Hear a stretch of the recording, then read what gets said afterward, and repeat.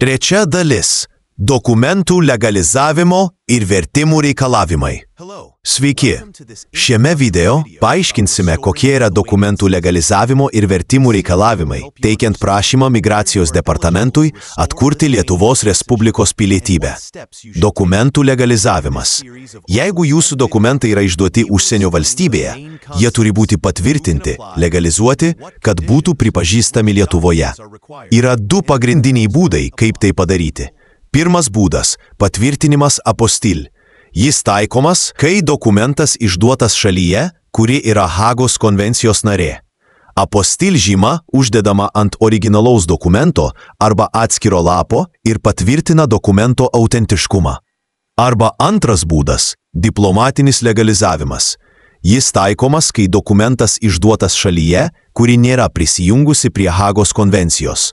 Tokiu atveju dokumentas arba notarizuota kopija pirmiausia tvirtinamas išdavusios šalies užsienio reikalų ministerijoje, o po to Lietuvos konsulate arba Lietuvos užsienio reikalų ministerijoje. Nepatvirtinti, nelegalizuoti dokumentai nėra priimami. Kai kuriuose šalyse nėra notarų biurų ir dokumentus legalizuoja kitos valstybės įgaliotos institucijos, pavyzdžiui, priskirtos ministerijos, civilinio registro tarnybos ir panašiai. Vertimai į lietuvių kalbą. Visi jau patvirtinti, jau legalizuoti dokumentai, kurie nėra lietuvių kalba, turi būti išversti į lietuvių kalbą. Vertimus Lietuvoje gali atlikti ir patvirtinti tik registruotas vertėjas arba registruotas vertimų biuras. O užsienyje dažnai prisiekęs vertėjas arba registruotas vertimų biuras. Lietuvoje nėra prisiekusio vertėjo institucijos. Migracijos departamentas vadovaujasi vyriausybės patvirtintų dokumentų teikimo ir nagrinėjimo tvarkos aprašu, kuriame rašoma, citata, dokumentai turi būti surašyti lietuvių kalba arba pateikiamas šių dokumentų vertimas į lietuvių kalbą, kuris turi būti patvirtintas vertimo iš vienos kalbos į kitą, paliudijimo teisę turinčio asmens ar institucijos. Vertimo veikla gali užsiimti asmuo valstybinėje mokesčių inspekcijoje įregistravęs individualią veiklą, tai yra dirbantis savarankiškai, arba įregistravus įmonę.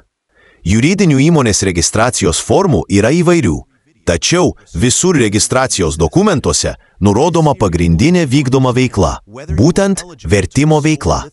Vertimo veiklai vykdyti reikalaujama prisiimti atsakomybę už atliktą vertimą. Asmuo oficialiai Lietuvoje įregistravęs vertimo veiklą turi teisę ir pareigą patvirtinti savo atliktą vertimą parašu, pažymint, kad yra susipažinęs su Lietuvos Respublikos Baudžiamojo kodekso 235 straipsnio numatyta atsakomybė. Taip pat parašu patvirtinama, kad vertėjas gerai moka konkrečią užsienio ir lietuvių kalbas ir kad tai yra pilnas bei tikslus pridėto dokumento vertimas iš užsienio kalbos. Todėl labai svarbu, kad vertimai būtų tikslus, net menkas netikslumas gali sulėtinti jūsų prašymo nagrinėjimą. Pavyzdžiui, jei turite gimimo liudijimą iš Brazilijos, o santuokos liudijimą iš Portugalijos, kiekvienas iš šių dokumentų turi būti legalizuotas atskirai pagal tos šalies taisyklės ir tik po to išverstas į lietuvių kalbą. Trumpai tariant, visi užsienyje išduoti dokumentai turi būti legalizuoti, apostilė arba dviguba legalizacija per užsienio reikalų ministeriją ir išversti į lietuvių kalbą. Vertimus privalo patvirtinti registruotas vertėjas arba registruotas vertimų biuras.